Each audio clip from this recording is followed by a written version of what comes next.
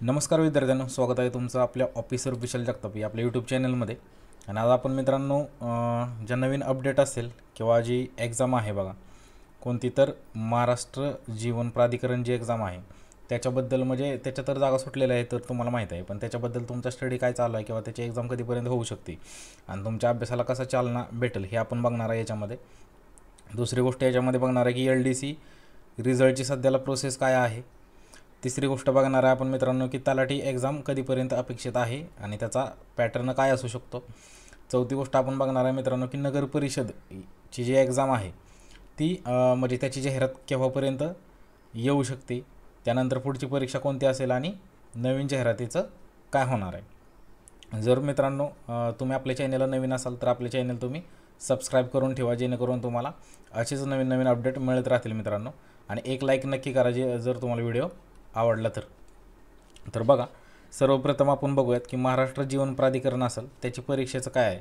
तर तुम्हाला तर माहितीच आहे की याच्या जागा सुटलेल्या आहेत. तांत्रिक प्लस कॉमर्स विभाग आहे, त्याची पदसंख्या आपण आपल्या टेलिग्राम चॅनलवरती टाकलेलं आहे की किती पदांसाठी ही जाहिरात आहे, किती पदसंख्या आहे ना, तांत्रिकसाठी किती आहे, कॉमर्ससाठी किती आहे. तर तो आपला टेलिग्राम चॅनल तुम्ही जॉईन करून घ्या आणि ती पदे बघून घ्या की किती पदे आहेत, काय आहेत. म्हणजे सविस्तर माहिती आहे आणि एक व्हिडिओ पण आपण बनवलेला आहे, तो व्हिडिओ पण तुम्ही बघून घ्याल जेणेकरून तुम्हाला अंदाज समजेल. बघा, परीक्षा कधीपर्यंत होऊ शकते अंदाजे, तर डिसेंबर 2025पर्यंत ही परीक्षा होणं अपेक्षित आहे मित्रांनो. अभ्यासाचा आराखडा तयार तुम्हाला ठेवायचा आहे. ऑफिशियल नोटिफिकेशन आली हे तर तुम्हाला माहितीच आहे, त्यामुळे फक्त अभ्यास चालू ठेवायचा आहे मित्रांनो. जर अभ्यास तुम्ही चालू ठेवला तरच फायदा होईल. आणि आपले तसेच यूट्यूबला फ्रीमध्ये सिरीज पण चालू आहे. इंग्लिशचं एक लेक्चर आपण घेतलेलं आहे, तर ती लेक्चर तुम्ही मित्रांनो जर तुम्ही सपोर्ट केला तरच ती आपण कंटिन्यू करणार आहे ना. जे जास्तीत जास्त विद्यार्थी जर पाहत असतील तरच आपण ते कंटिन्यू करणार आहोत मित्रांनो. त्यामुळे तुमच्या मित्रांपर्यंत जास्त शेअर करण्याचा प्रयत्न करा जर तुम्हाला तो व्हिडिओ आवडला असेल तर बघा, हे होतं महाराष्ट्र जीवन प्राधिकरणाबद्दल. आता बघा, तलाठी भरती. आता ही तलाठी भरती कधीपर्यंत येऊ शकते, तर बघा, नवीन भरतीसाठी आराखडा तयार आहे मित्रांनो. डिसेंबरमध्ये जाहिरात येणार आहे, हे फिक्सच आहे. मागील भरतीप्रमाणेच पॅटर्न अपेक्षित आहे आणि तलाठी ॲस्पिरंटनं तयार राहायचे. आता हे कोणत्या बेसिसवरती मी बोलतोय बघा तलाट्याचं, हे तर तुम्हाला हा फोटो तुम्ही पाहिलाच असेल बघा. लोकमतला एक फोटो आला होता की बघा, त्यांनी सांगितलं होतं की तलाट्यांची 1700 भरती म्हणजे 1700 तलाठी भरणार आहेत आणि ते कधीपर्यंत भरणार आहेत तर इथं सांगितलं बघा, डिसेंबर अखेरीस तलाट्याची 1700 पदे भरणार आहे ना. डिसेंबर अखेरीस म्हणजे याच डिसेंबर अखेरीस असं त्यांनी सांगितलं आहे. हे जे लोकमतला पेपरला पेज आलं होतं तर ते सर्वांनी मित्रांनो पाहिलंच असेल. मग हे 100% आहे की तलाट्याचा जी जाहिरात आहे तलाट्याची हे डिसेंबर अखेरीस किंवा दुसऱ्या-तिसऱ्या आठवड्यात आपल्याला पाहायला भेटेल. त्यामुळं तुम्ही तयार राहायचं आहे मित्रांनो आणि अभ्यास कंटिन्यू चालू ठेवायचा आहे. बघा, याच्यानंतर LDCवरती अपडेट. LDCवरती आपण शेवटी पाहूयात नगर परिषद आणि याच्यानंतर LDC पाहूयात.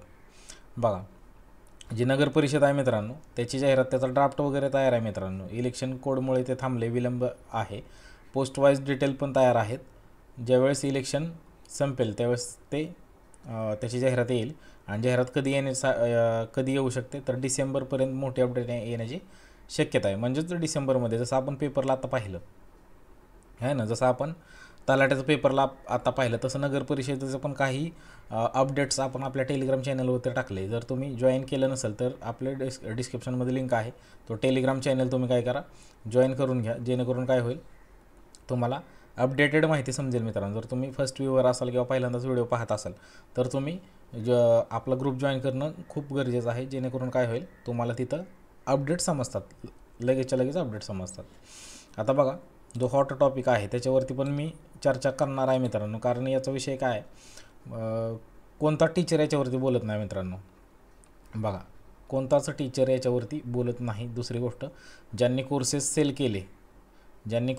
केले LDCसाठी ते टीचरही आता सध्याला काय आहेत, गप्प आहेत है ना. कोणच याच्यावरती काय बोलत नाही आहे. मी याच्यावरती बोलतोय तर ही म्हणजे काही मुलांचे निगेटिव्ह कमेंट येतात, पण ठीक आहे, त्यांची ती एन्झायटी आहे आणि मी ती गोष्ट समजून घेतो. पण एक तुम्हाला मी गाईड करतोय या नात्यानं मला याच्यावरती बोलणं गरजेचं आहे मित्रांनो, असं मला वाटतं. त्यामुळे मी याच्यावरती पण तुम्हाला मी सांगणार आहे.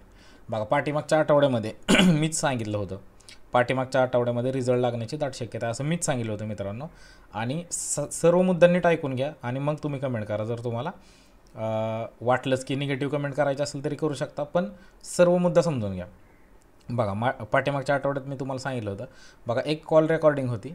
कॉल रेकॉर्डिंग जे रिक्रुटमेंट सेलचे अधिकारी आहेत गायकवाड सर, गायकवाड, त्यांची कॉल रेकॉर्डिंग आहे. तेच रिक्रुटमेंट पाहतात. त्यांची कॉल रेकॉर्डिंगमध्ये म्हणजे एक आपल्या म्हणजे एक विद्यार्थीनं आहे, तिचं कॉल रेकॉर्डिंग माझ्यापर्यंत आलं होतं. तर त्या कॉल रेकॉर्डिंगमध्ये त्यांनी सांगितलं होतं की पाठीमागच्या आठवड्यात त्यांनी असं सांगितलं होतं, म्हणजेच मे बी गुरुवार असेल किंवा गुरुवार, बुधवार किंवा गुरुवार. बघा, बुधवार किंवा गुरुवार त्यावेळेस माझ्याकडे ते अपडेट आलं होतं मित्रांनो, आहे ना. आणि त्याच्या अगोदरही एक माझ्याकडे अपडेट आलं होतं म्हणजे रविवारी. बघा, बुधवार गुरुवारी ते कॉल रेकॉर्डिंग माझ्याकडे आलं आणि त्याच्या अगोदरही माझ्याकडे एक अपडेट आलं होतं की त्यांनी असं सांगितलं होतं की ह्या आठवड्यामध्ये म्हणजे 2-3 दिवसामध्ये आम्ही रिझल्ट लावू असं सांगितलं होतं. बघा, जर LDCचे रिक्रुटमेंट सेलचे अधिकारी जर असे सांगत असतील तर आपण त्याच्यावरती आपण विश्वास ठेवतो मित्रांनो, की आपल्याला वाटतं की आता रिझल्ट लागू शकतो. जर स्वतः रिझल्ट लावणारे व्यक्ती सांगत असतील की 1-2 दिवस आम्ही लावणार आहे म्हणून, जर तुम्हाला ही माहिती खोटी वाटत असेल मित्रांनो, तर आपल्या टेलिग्राम चॅनलवरती जाऊन ते रेकॉर्डिंग पण मी तिथं टाकलेलं आहे. ते रेकॉर्डिंग पण तुम्ही पाहून घ्या, जेणेकरून तुम्हाला वाटेल की ॲक्च्युली म्हणजे विषय काय आहे आणि आपण काय बोलतो आहे. महत्त्वाचं ते आहे मित्रांनो. तर विषय असा होता की त्या अधिकाऱ्यांनी सांगितलं की 2-3 दिवसामध्ये आम्ही रिझल्ट लावू, बुधवारी किंवा गुरुवारी, बुधवारचा किंवा गुरुवारचा विषय आहे. तर मग बघा, फ्रायडेपर्यंत ही वाट बघितली, तर फ्रायडेलाही रिझल्ट लागला नाही. त्यांनी असं सांगितलं होतं की ज्या अगोदर एक्झाम झालेल्या आहे, टेक्निकलच्या असतील किंवा वेगवेगळ्या पोस्ट आहे त्याच्याबद्दल ज्या अगोदर एक्झाम झालेल्या आहेत, त्यांचे रिझल्ट आम्ही अगोदर लावू, म्हणजे 2-3 दिवस अगोदर, आणि नंतर तुमचा रिझल्ट लागेल, म्हणजेच LDCचा रिझल्ट लागेल असं त्यांनी सांगितलं होतं.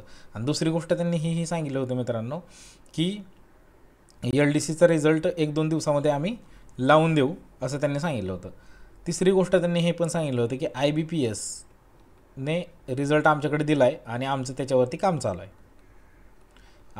काय चालू आहे? काम चालू आहे, हे त्यांनी सांगितलं होतं. म्हणजे हे आत्ताची अपडेटेड माहिती आहे मित्रांनो, की आत्ता नक्की त्यांचं ॲक्च्युली काय चाललं आहे आणि त्यांनी काय सांगितलं. जर तुम्हाला वाटत असेल काय, तर तुम्ही टेलिग्राम चॅनलला आपण एक रेकॉर्डिंग टाकलेलं आहे आणि ते अधिकारी सेलचे अधिकारीच आहेत, रिक्रुटमेंट सेलचे अधिकारी बोलत आहेत. तर तुम्ही बघू शकता क्रॉस चेक करून जे मी सांगतो ते बरोबर आहे का नाही ते.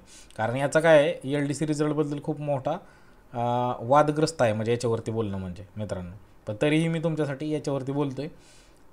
पण ठीक आहे, तुम्हाला जे वाटेल ते तुम्ही बोलू शकता, पण मला जे वाटतं आहे ते मी तुम्हाला इथे सांगतो आहे. म्हणजे माझ्या पॉईंट ऑफ व्ह्यूनं काय विषय आहे. बघा, उत्तरपत्रिकेचं मूल्यमापन चालू आहे का, मेरिट लिस्ट तयार करणं चालू आहे का, डॉक्युमेंट व्हेरिफिकेशनची लिस्ट तयार करणं चालू आहे का, फायनल सिलेक्शन लिस्ट तयार करणं चालू आहे का. तर बघा, त्यांचं असं म्हणणं आहे की IBPSने आमच्याकडे रिझल्ट दिलेला आहे आणि आमचं त्याच्यावरती काम चालू आहे. तर बरेच तुमचं 80-90 दिवस तर कामं चालू आहे ना, 80 ते 90 दिवस होतील तुमचं काय कामच चालू आहे. म्हणजे जवळपास 2-3 महिने होतील तुमचं काम चालू आहे. तुम्ही एक नोटीस पण दिलं होतं, ते नोटीस होऊन 40 ते 45 दिवस झाले मित्रांनो. तरीही तुम्ही सांगताय की अजूनही इंटरनल तुमची काय गोष्ट आहे त्याच्यामुळे रिझल्ट पेंडिंग आहे. खरंच ही म्हणजे खूप दुर्दैवी गोष्ट म्हटलं तरी चालेल, की म्हणजे आपण महाराष्ट्रात राहतो मित्रांनो आणि महाराष्ट्रामध्ये अशा गोष्टी म्हणजे घडतात आपल्याला माहीत आहे. म्हणजे आपलंच राज्य, आपल्या राज्याबद्दल आपल्याला अभिमान पाहिजे. पण जे एक्झाम घेणारी कंडक्टिंग बॉडी आहे म्हणजे IBPS आहे ती ठीक आहे मित्रांनो, त्याचा काही विषय नाही, म्हणजे त्यांनी रिझल्ट पण दिलेला आहे. पण जर जी कंपनी आहे ना, महाट्रान्सको, जर ती एवढा लेट करत असेल तर हे कुठंतरी म्हणजे डिले होण्याचं कारण आहे आणि हे खूप म्हणजे डिले होत चाललं आहे. आणि ते मोबाईलवर पण सांगतात. आणि हो, दुसरी गोष्ट, मला एका विद्यार्थ्याचा कमेंट आली होती मित्रांनो. तर ती कमेंट अशी होती की ज्यावेळेस फोन केला त्या अधिकाऱ्याला, तर त्या अधिकारी डायरेक्ट असे म्हटले की आम्ही FIR करू जर तुम्ही सारखं आम्हाला त्रास दिला तर.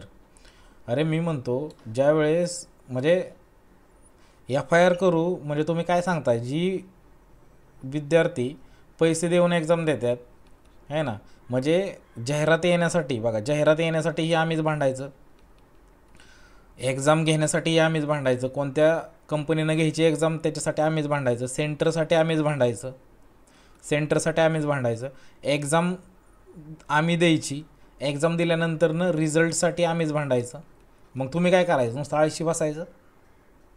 तुम्ही नुसतं आळशी बसायचं का? म्हणजे हा एक खूप मोठा प्रश्न आहे मित्रांनो. म्हणजे सगळ्या गोष्टींसाठी विद्यार्थीच पुढे येतात आणि मग तुम्ही करताय काय?